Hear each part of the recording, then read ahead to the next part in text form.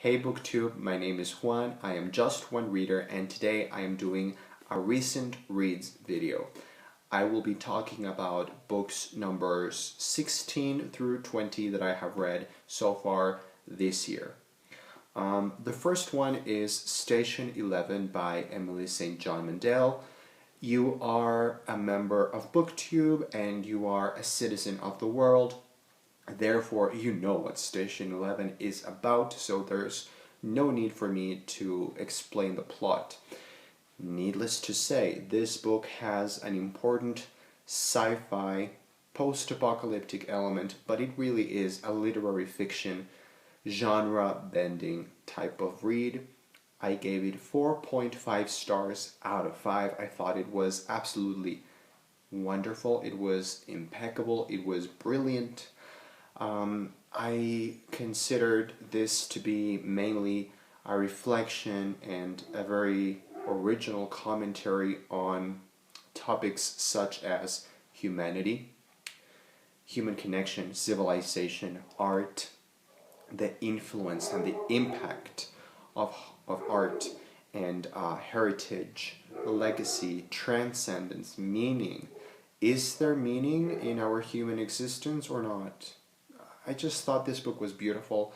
It broke my heart several times, and a part here in the blurb calls this book equal parts page turner and poem, and I definitely agree with Entertainment Weekly because I think that's exactly what this book is. Parts of it feel incredibly action-packed and thrilling and plot-driven, and you just want to find out more, but it's also very poetic and very beautifully written, so I really thought it was excellent. Then after that I read The Girl with All the Gifts by M.R. Carey. Now it turns out that M.R. Carey is not the author's real name. It's a pen name or pseudonym for some British person, British author, who writes comics and graphic novels and stuff for Marvel Comics and DC and that kind of thing. Now, this book is exactly the type of book that to me was just a complete fail. The premise was somewhat original, but I just didn't like anything other than the premise. I thought the writing felt very cheap, like something that you would expect from one of these prolific, very prolific writers who tend to write like cheap thrillers by the dozen, like one of these authors that have that publish like 20 books every year. It felt kind of cheap, very fast, very like staccato. I just didn't like it. Not my kind of book at all. Didn't like the characters. The plot was meh. It felt like a movie. I think they're making a movie out of this, but I think I would much rather watch the movie because the book, in literary format, just didn't really impress me. I don't see anything really worthy in it. I gave it 2 stars. Then after that I read Annihilation by Jeff Vandermeer.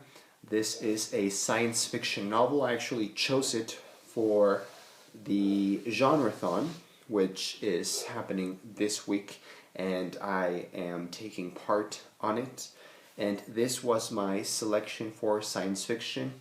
It is science fiction, and it is a very creepy, eerie, dark, twisted type of science fiction, which really creeps me out. But nonetheless, it is a very literary type of science fiction. I would actually consider this more in the literary fiction shelf than the sci-fi shelf, because it's all about the characters, it's all about the description of the human experience that these characters are having, and it's just a very poetic book. It's a very literary book. It is incredibly well written. It is exceptionally well written. I really enjoyed it. Like I said, it's incredibly eerie and dark and twisted and very sinister, but in a very quiet way. So if you're expecting explosions and monsters by the dozen, then you're going to be disappointed. But if you let this book catch you, it will haunt you forever.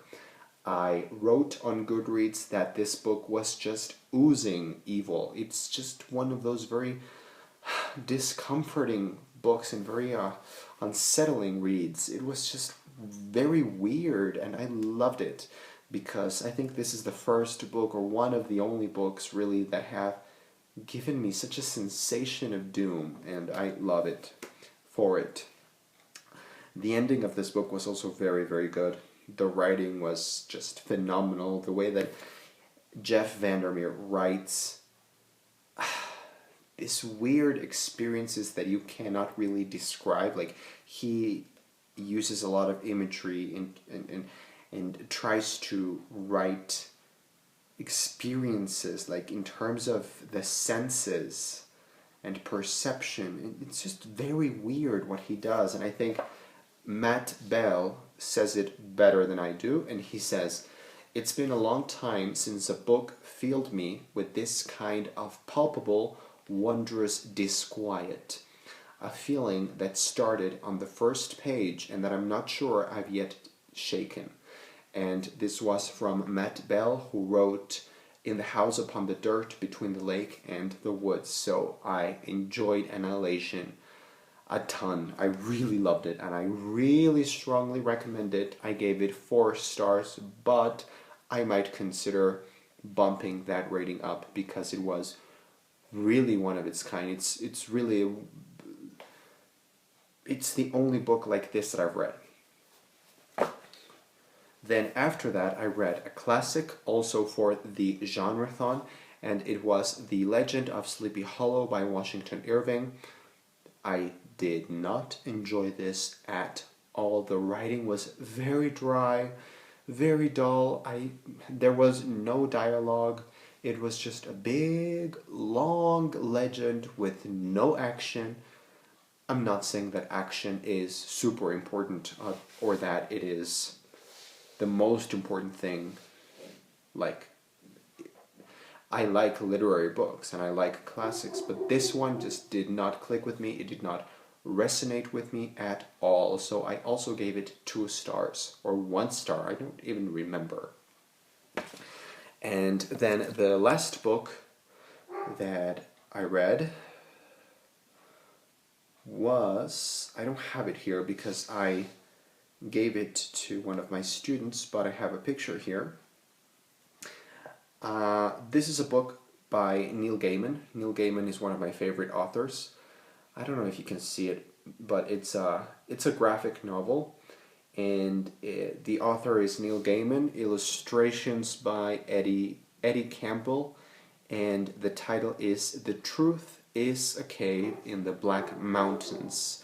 A tale of travel and darkness with pictures of all kinds. Now, I'm really sad because it's Neil Gaiman, but I'm sorry, I did not like this one bit. I could almost say I hated it, and I'm not even sure why. It might be the graphic novel format itself. I don't really care for it. I do think the art of this particular graphic novel was very good. I thought the story was kind of okay, kind of like a fairy tale, sort of. But there's something that always happens when I read graphic novels that just, there's like a distance, like I'm not connected to it. And I don't know what it is, but I just think that for me, personally, Neil Gaiman is a novel writer, not a graphic novel writer. I mean, I have never read Sandman, but I'm not losing sleep over it, if you know what I mean. So I didn't really like it. I mean, I would recommend it if you like Neil Gaiman and you just want to try it out, because maybe you will enjoy it, even though I didn't. And I certainly would recommend it if you enjoy graphic novels and comics, but like I said, I don't. So, those were the books that I read, 16 to 20. Now, I need your help. The next books that I will be reading this weekend are I Was a Rat by Philip Pullman and A Guide to Being Born by Ramona Osbel. These are for the readathon, the genreathon, I'm sorry, the genreathon. This is a collection of short stories, and this is children's literature. But I need your help to select the book that I will be reading after I read those two. I really want to read something more literary and something that will really impress me. And I have 4 options, and I would like you to help me out. I want to read them all very quickly, but I want you to help me decide which one is going to be the first one. So I have Swamplandia by Karen Russell, The New and Improved Romy Thutch by Julia Elliott, The Vegetarian by Han Kang, and the 4th one, I don't have it here yet because it's still on the mail, and it is Arcadia by Ian Pearce. So please let me know in the comments down below if you could give me some pointers as to which one I should read first and why, or any comments that you have on this video. So thank you very much for watching, and I will see you next time.